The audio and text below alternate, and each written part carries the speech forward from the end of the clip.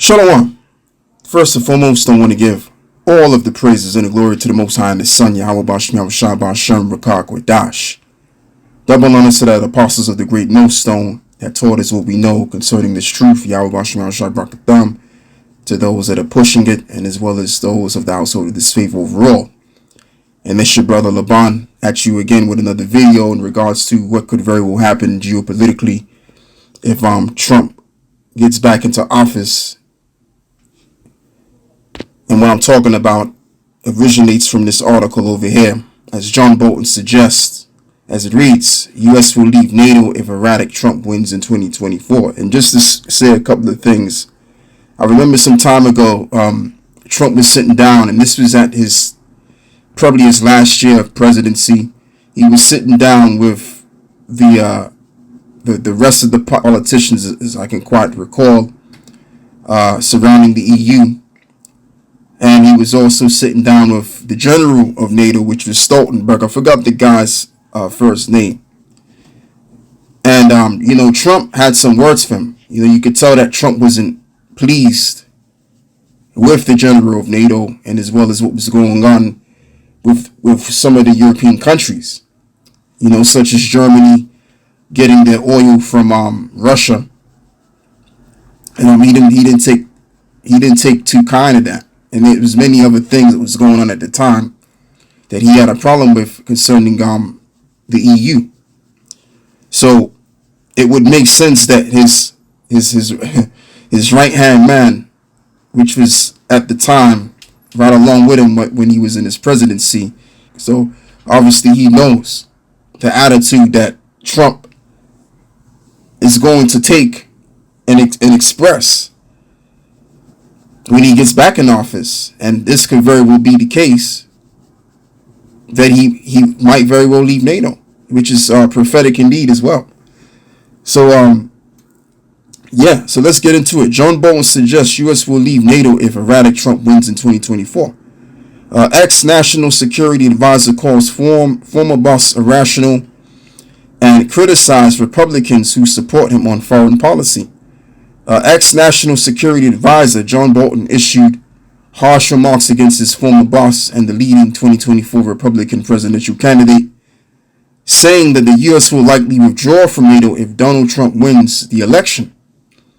In an interview with The Hill on Thursday, Bolton criticized the former president's foreign policy after an op he wrote earlier this week called Trump's behavior erratic, irrational, and unconstrained.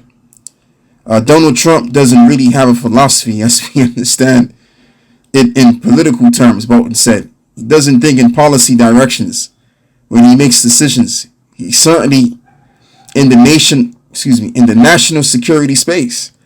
Bolton, who was Trump's national security advisor from April of 2018 to September 2019, also lambasted Trump for his foreign policy legacy with regards to the alliance, saying in the interview he threatened the existence of NATO, and I think in the second Trump term we'd almost certainly withdraw from NATO. He also criticized Republicans who have praised Trump for his foreign policy positioning. He said, those who make these claims about what Trump did in his first term don't really understand how we got to the place we did because of many of the things they now give Trump credit for. He wanted to go in the opposite direction. Right? So that's all I'm going to read right there. So we know that according to prophecy, America's going to go in the opposite direction, as he puts it. So as we've always been saying, that something is going to take place which is going to lead the EU, in this case, to turn against their number one ally. So if Trump gets in there, we could very well see that. Like I've said, I believe that that's very possible because when he was sitting down at the table, you could tell that Trump just wasn't pleased with those people that he was sitting down with, especially the general of NATO in this case, which I'm going to play that video later on. So anyway, what I want to get into is another article, which is this. But before I go there, I want to read a precept, and I want to get the book of Matthew's 12. So now this is Matthew 12 and 25, and this is when Yahushua was having a few words, and they were going backwards and forwards with the Pharisees and the Sadducees, right?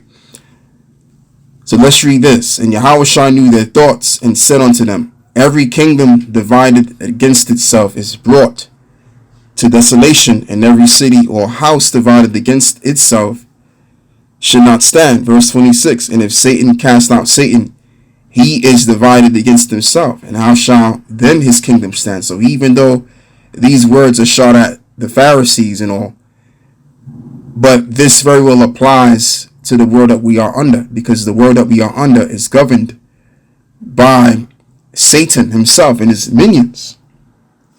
All right, so what made this society, or the Western world for that matter, great? Because all of these European nations, these Edomites, were all in conjunction. Now, in this day and time, what are we basically witnessing when we read these articles and videos?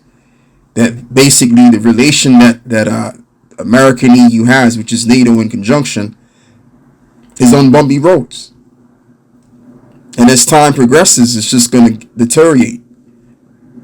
And that's why John Bolton, as he says, if Trump does come back into office, he's going to express that within his attitude that he has towards the EU in leaving the EU.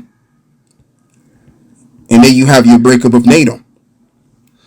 All right, so this is prophecy. And that's one of the reasons why I'm going into this. Or the only reason, should I say. So now, let me see if I can read some more on this as well. So this reads, right, I was right here. In Bones Up published on Tuesday, he said Trump disdains knowledge and accused them of seeing relations between the U.S. and foreign lands, especially our adversaries, predominantly as a matter of personality. Foreign leaders, friends, or foe are far more likely to see him as ignorant, inexperienced, braggadocious, lodging to be one of the big boys, and eminently susceptible to flattery. Bolton wrote, these characteristics were a constant source of risk in Trump's first term and would be again in his second term. Bolton condemned Trump for his decision-making, saying, beyond acting on inadequate information, reflection, or discussion, Trump is also feckless. Even after making decisions, when things go wrong or when he simply changes his mind subsequently, a common occurrence, he invariably tries to distance himself from his own decisions. Very negative media coverage of political criticism. Yes, I don't really need to read any more on this. The point of yes, I got the article back. It just went off. And just bear me with these silly ads that they got on here. So this is from Newsweek.com. As this reads, what the U.S. leaving NATO would look like. Republican Representative Majority Taylor Greene has called for the U.S. to leave the North Atlantic Treaty Organization, describing the group as not a reliable partner and arguing that other members are not paying their fair share. Greene isn't the first Republican to bring up the possibility of leaving NATO alliance. Former President Donald Trump publicly floated the idea during the 2016 presidential election. I didn't even know that. And also criticized other member states for not meeting a defense spending target of 2% of GDP. The Republican Congresswoman proposed an amendment to the National Defense Authorization Act that would direct President Joe Biden to withdraw the U.S. from NATO. What the world is going on, man? Anyway, let me read this again. Salakia. Republican Congresswoman proposed an amendment to the National Defense Authorization Act that would direct President Joe Biden to withdraw the U.S. from NATO on the same day as the president stated his ironclad commitment to the alliance during a NATO summit in Lithuania. Let me see what else they got here. Though Greene's amendment is unlikely to be adopted, it is possible for a NATO member to leave the alliance, and the procedures laid out in the North Atlantic Treaty signed by the U.S. and other founding NATO members in 49, and many nations have subsequently signed the treaty and the same conditions apply. So this is an idea that they would like to actualize, and that is what? Leaving their fellow partners in crime. All right. So there lies your divided kingdom, which really were in the kingdom of Satan in this case, being divided against itself. Let's read this again. And Yahweh knew their thoughts and said unto them, every kingdom divided against itself is brought to desolation, and every city or house divided against itself shall not stand.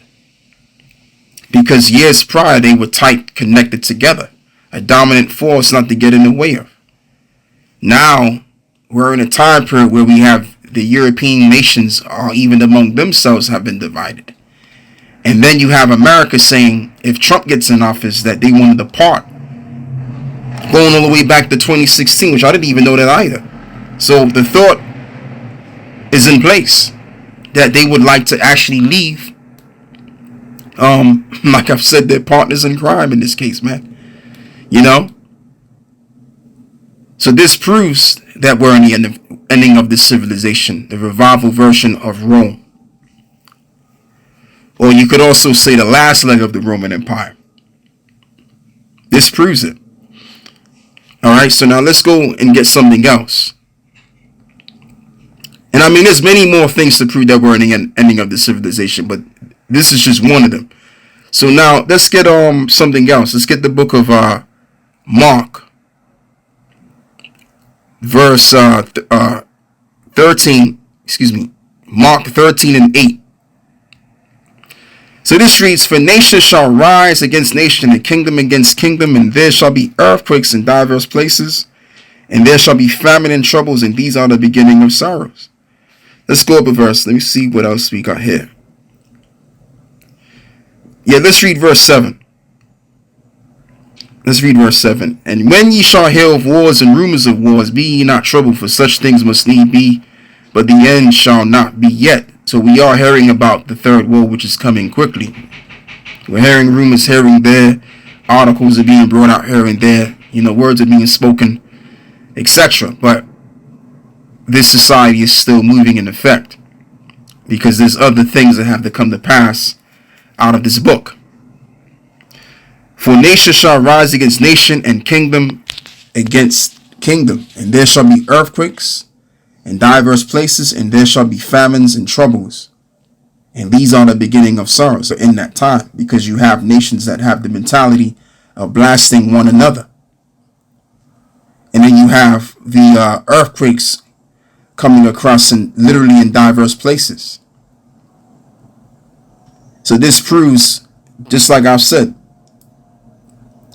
that there's other things to prove that we're in the end. And this is, again, another prophecy which is happening right now. Just like I said, you have nations that are set in their way, dead set against other nations. So when that exact and right time is in effect, then they're going to use those wastes to destroy. As the world will call it, weapons of mass destruction, right? So there you have it. So now, let's go and read another article here. And I want to read this as well. Yeah, this is the one I want to get into. I think I might have finished this. Yeah, I finished this. Let's read this article over here. Yeah, this is going back to 2022.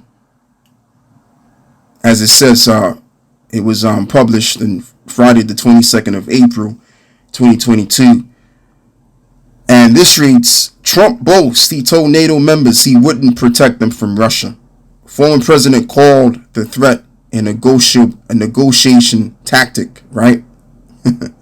Former President Donald Trump says he made thinly veiled threats to NATO leaders while he was president, reportedly saying the U.S. would not defend them against Russia if they did not pay up.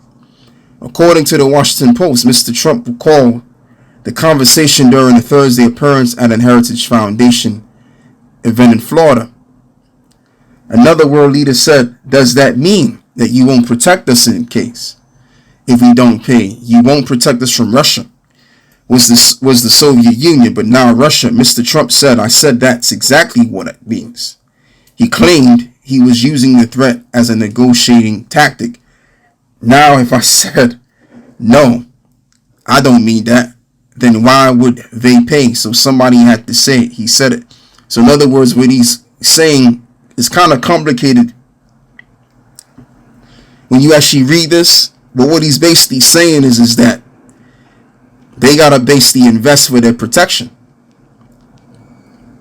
All right, because they weren't paying enough, or they probably wouldn't paying at all at the time when he was in his presidency.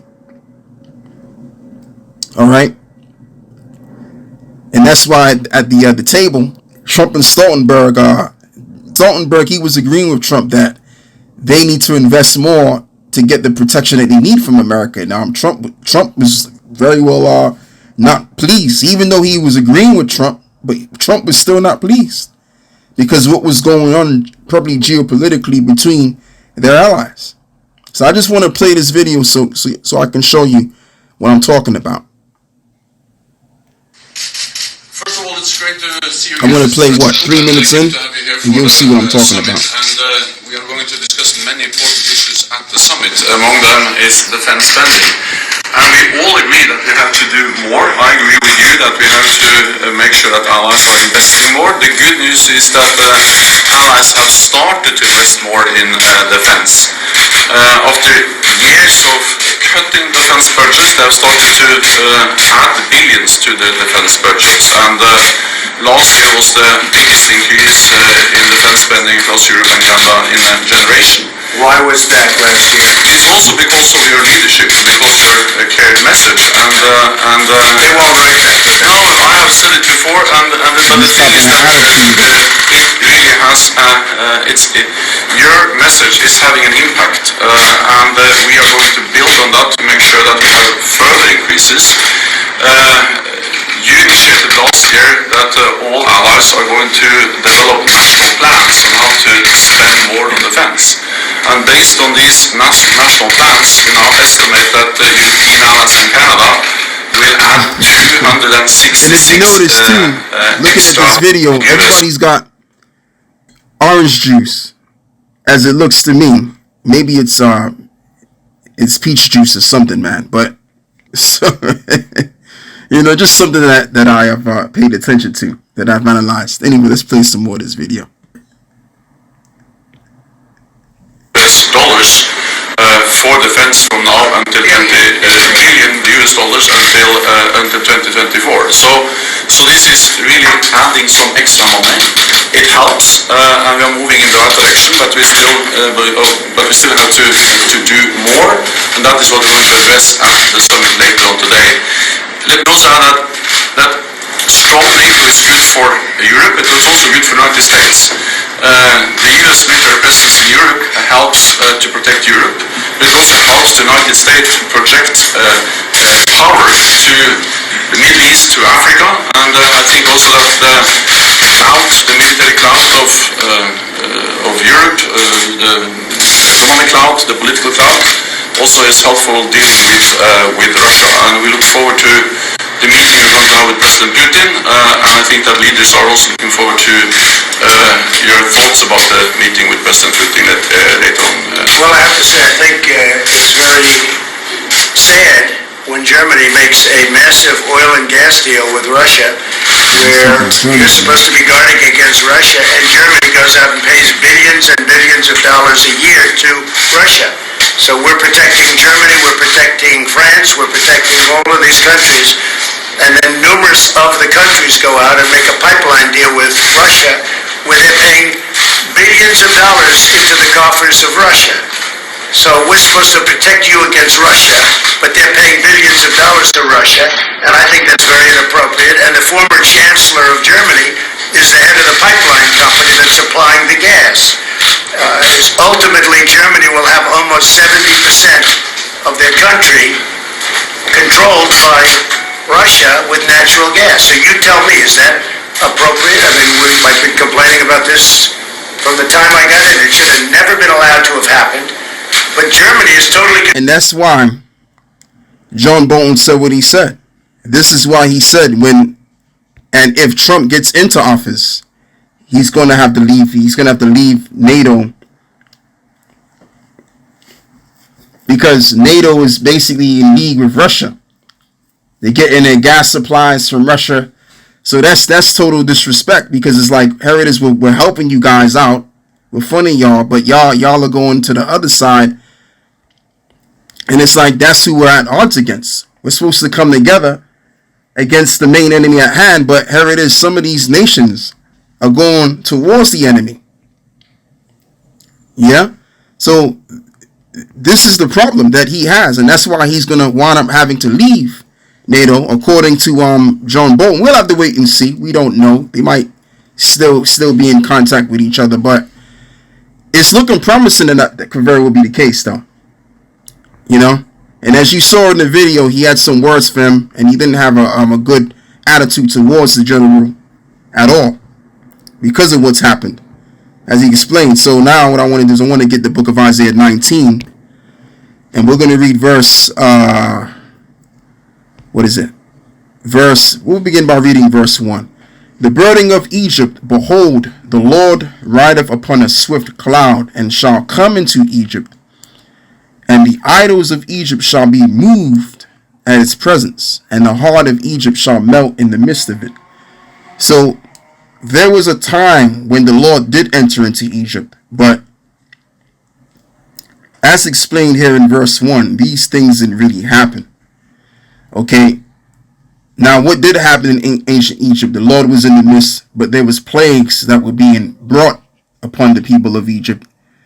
But in this Egypt, and that's really what I'm alluding to. I'm alluding to the Egypt that we are now under, is where all of these things are going to take place, showing you that Isaiah is prophesying about another Egypt which is going to come. And that is going to be America in this case. All of your politicians, and as well as your president, for the most part, is the modern day Pharaoh. All right. And as well as America takes on certain customs of the ancient Egyptians too.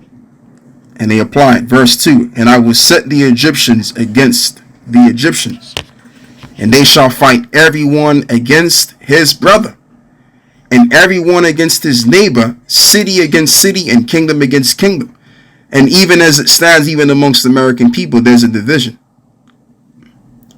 And before America goes to its end, you're going to start seeing all kind of riots. There's going to be probably a possibility of class wars, race wars. But ultimately, what this is really speaking about is that you're going to have Edomites rising against Edomites of different nationalities, and primarily America, which is going to go against the Russians, which they're brothers, and they're basically leading the way over all nations right now, which would then make them what? The modern day pharaohs, as it is written. As I'm going to read it again, and I will set the Egyptian against the Egyptians, and they shall fight everyone against his brother, and everyone against his neighbor, city against city, kingdom against kingdom. So that's what we're going to bear witness to, because the Lord has what? Brought a perverse spirit, or a spirit that's leading them to err. All right? And this is where Revelation 17 kicks in. Because the Lord is going to use these Edomites to square up against one another. It's going to be Esau upon Esau. So now, let's read